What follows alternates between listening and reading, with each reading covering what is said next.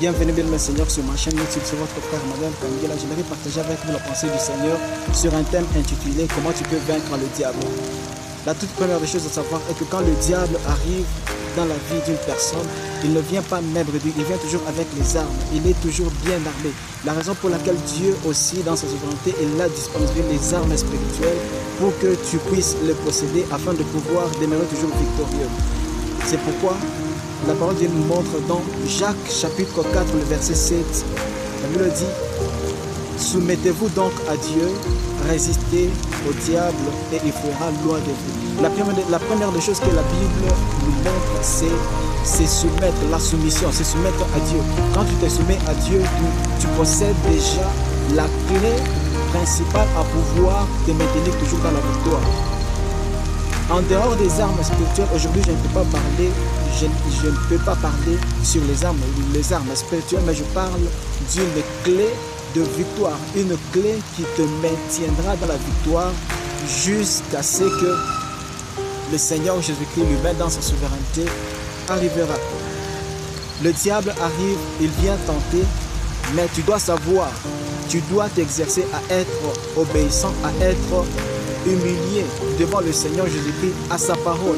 Tout ce qu'il te recommande de faire, tout ce qu'il te demande de faire, tu le fais, tu exécutes. Et au moment que tu exécutes, tu mets la parole de Dieu en pratique, tu n'as pas de compte à rendre au diable. Donc quand le diable viendra, il ne trouvera pas quelque chose qui lui appartient en toi.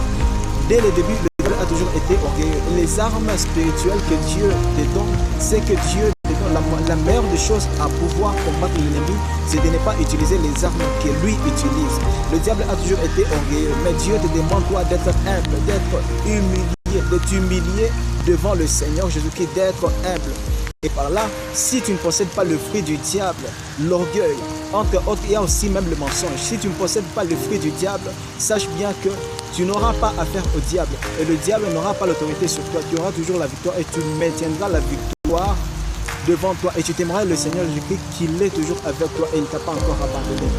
Et lorsque nous descendons encore dans le verset 8, la Bible dit « Recherchez, approchez-vous de Dieu et il s'approchera de vous. » Il faut aussi s'exercer à pouvoir s'approcher à Dieu, à entrer dans l'intimité avec le Seigneur Jésus-Christ, de s'approcher à Dieu. S'approcher à Dieu, c'est lire la parole de Dieu, mettre la parole de Dieu en pratique. Quand tu lis, tu médites la parole de Dieu et tu veilles sur cette parole et tu veux prendre cette parole, de cette parole, la vie, que cette parole soit une vie pour toi. Et en ce moment-là, ta vie sera la parole de Dieu.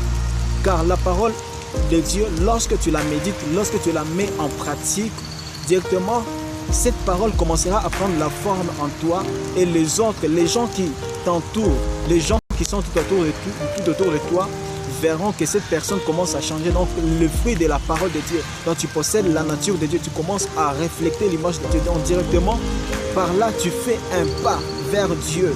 Tu fais un pas vers la divinité de Dieu. Tu veux te ressembler à Dieu. Et le reste de pas, Dieu lui-même va s'en charger. C'est pourquoi, même le Seigneur, si cette parole te bénit encore, active-toi, essaye encore de t'abonner. Cela nous fera encore du bien. Cela nous fera énormément encore du bien. Sur ma chaîne YouTube, Emmanuel Kangela, veille encore à t'abonner. Veillez à vous abonner massivement. Et cela nous fera encore énormément du bien. Nous sommes là. Notre Dieu nous bénisse, qu'il vous bénisse de partout que vous nous suivez, de partout que vous êtes, que le Seigneur vous bénisse et que ses bénédictions et sa grâce ne tarissent jamais dans votre vie à cause de votre fidélité dans cette petite émission. Bonne suite du programme. À la fois prochaine. On se revoit encore après ce moment. Ciao.